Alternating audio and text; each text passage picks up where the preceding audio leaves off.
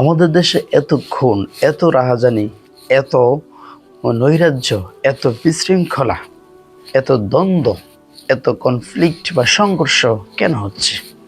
এর পিছনে অন্যতম কারণ হচ্ছে ধর্মীয় জ্ঞান না থাকা।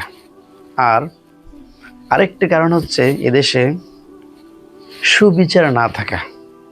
এদেশে কিসাস বা ধর্মীয় দৃষ্টিকোণ থেকে আল্লাহ সুবহানাহু ওয়া তাআলা আমাদের জন্য যেই বিচার ব্যবস্থা দিয়েছেন, আল্লাহ সুবহানাহু ওয়া তাআলা আমাদের জন্য যে আইন করে দিয়েছেন, হত্যা কিভাবে বন্ধ হয়, হত্যা এবং নৈরাজ্য সংঘর্ষ কিভাবে বন্ধ করতে হবে, সেই নিয়ম নীতি আমরা ফলো করছি না। আমরা আইন ফলো করছি ব্রিটিশদের।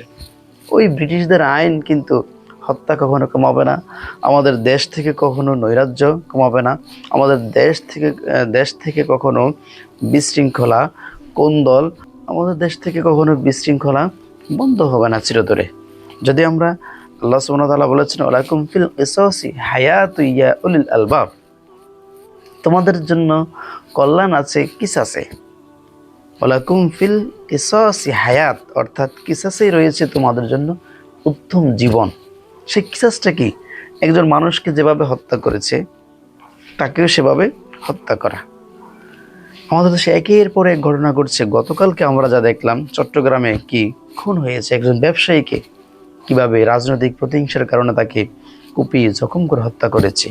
তারপর আরও গতকালকে রাজনৈতিকভাবে অনেকগুলি সংঘর্ষ হয়েছে, গুলিবিদ্ধ হয়েছে। রাজনৈতিক নিরস্ত্র সংগঠনের হাতে কিভাবে অস্ত্র থাকে, আর সেই সংগঠনও কিভাবে নিরস্ত্র সংগঠন হতে পারে, এটা আমার বুঝে আসে না।